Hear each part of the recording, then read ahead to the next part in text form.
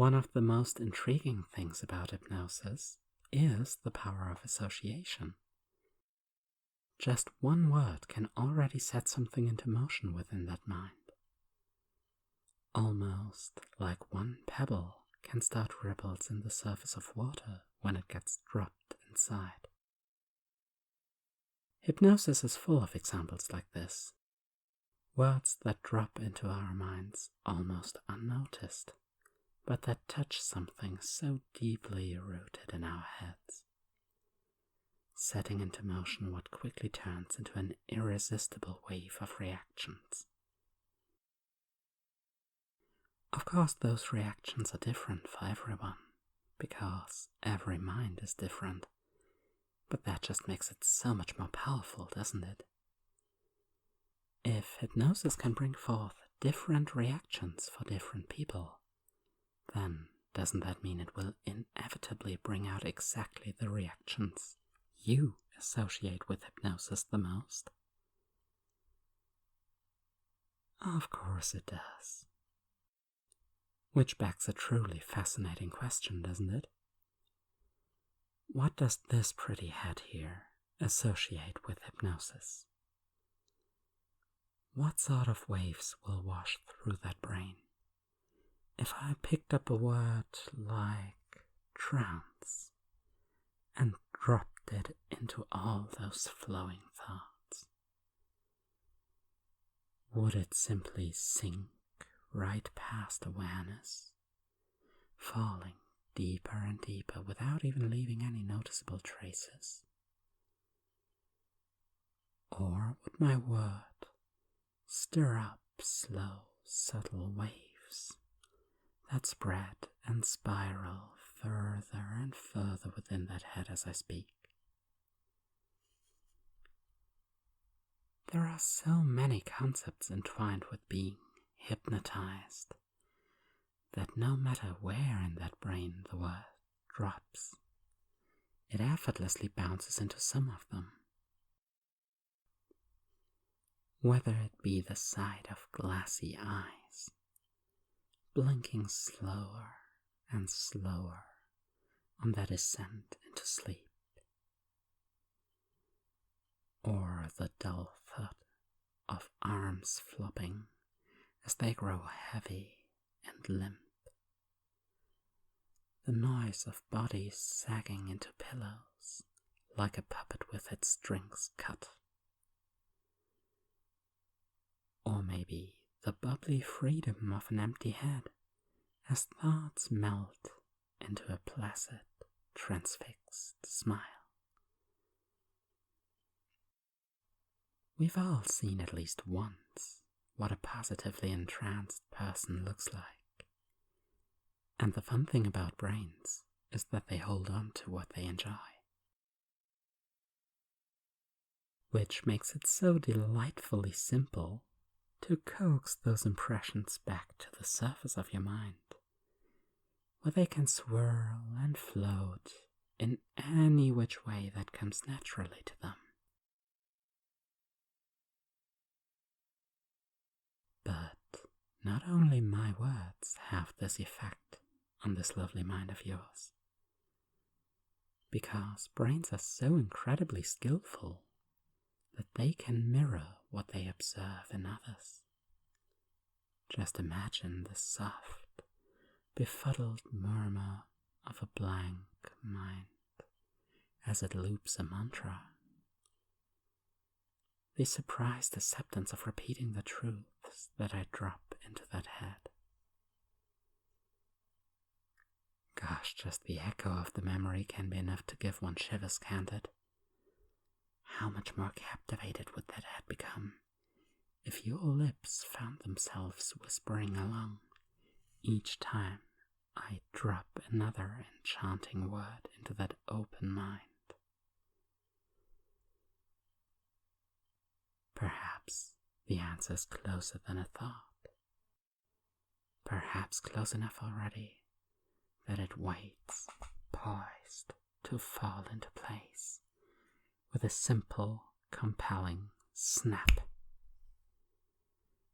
Or is it the snap of my fingers that wipes those thoughts and sweeps them towards where I want them to go? Who could really listen? And who really needs to, when the outcome is so fascinating either way? Maybe it really is the sound of my finger snaps that blanks out that mind, just for a moment, to let my words control that mouth. Or maybe it is simply that those lips are so happily obedient that they agree to mumbling an echo of whichever hypnotic word I decided to drop into that suggestible mind. Come to speak of it, that is yet another associated trope of being hypnotized, isn't it? To melt into obedient compliance when a powerful, seductive hypnotist snaps their fingers. It is a fantasy nestled so comfortably in the back of a brain, lulling that mind into a dreamy daze, when it wonders how pleasurable it would be to be compelled so easily, to be swayed and made to obey,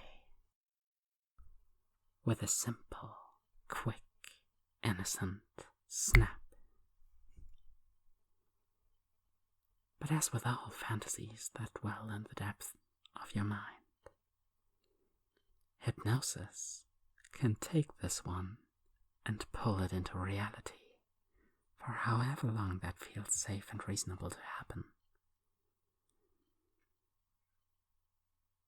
It's so easy to find that each time I snap, another part of that mind feels compelled to drop a bit deeper for me.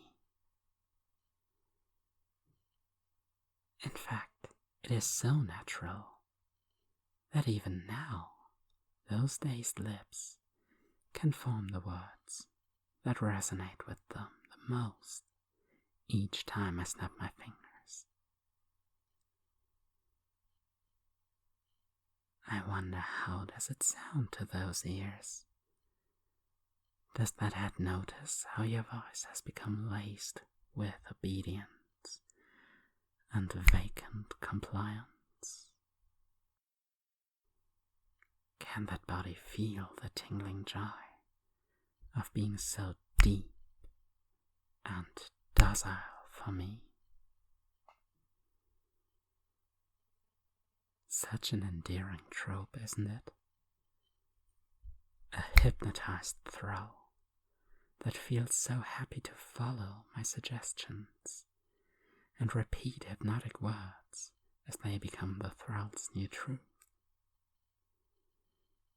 Each repetition etching the truth of the words deeper and deeper into that malleable brain, until that head can easily and effortlessly loop them without thinking. Goodness, just how would a full brainwashing file change that voice as it obeys over and over? Would it still sound strong and willful? Or would it rather melt into bliss? Would each repetition blur into more and more of a dazed mumble, while this adorable mind becomes too sleepy, too fuzzy to really care about the words?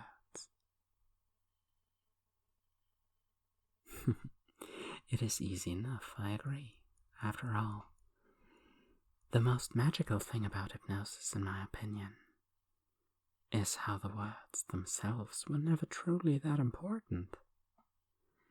They were nothing but small pebbles dropping deeper into eager minds to set something into motion. Would I make that hypnotized mouth repeat with each snap, blurs into fuzzy acceptance. Because right here, right now, you are exactly where you want to be, hypnotized and compelled to obey. It's simply another one of those lovely, exciting tropes that so many brains associate with hypnosis. To be changed, to be swayed by a charming hypnotist into repeating whatever mantra he wants you to believe at the time, knowing that even these changes are subject to change at the hypnotist's whim. Looking at you, I wonder, how soothing is it to imagine that for a few moments longer, that head is free to do only one thing. Free to be a happy, dazed, fuzzy plaything that does whatever it is told and repeats whatever it is meant to believe for a while. There are so many fun examples of what our brains associate with hypnosis that simply dropping the word into that head brought it all the way down here, this deep under the sway of my voice, lulled into pleasurable compliance for as long as it feels safe and reasonable to give my voice this much power. A happy, mindless plaything when I snap to wipe the brain a little more. Did you imagine it would feel like this? Or did your brain perhaps surprise you with how naturally it allowed itself to give in to the reaction that is the most natural to you? Since even this deep down, each brain experiences hypnosis in its own perfect way. Some minds sink so deep and love to obey. Other minds float along, carefree and dreaming of how they could be guided to a place just for them. Some minds enjoy giving their thoughts away, looping mantras without even paying attention. Other minds are so aware of how their voice reflects the fascination as they listen and absorb every word. Some minds love to be switched off and let my words guide them for a while. Others snap to attention, so focused on doing as they are told. It's almost like there were a different, yet perfect trope for everyone, isn't it? Sleeping somewhere in the depths of that mind, until the proper word at a suitable time stirs it to the front, letting you enjoy the sweetest hypnotic dreams until the spiraling waves of fantasies fade out once more, letting that mind open up to welcome thoughts back. They are clever things after all, your thoughts. Can you feel how even now, slowly but surely, they follow my voice to slip back into the places where you need them to be?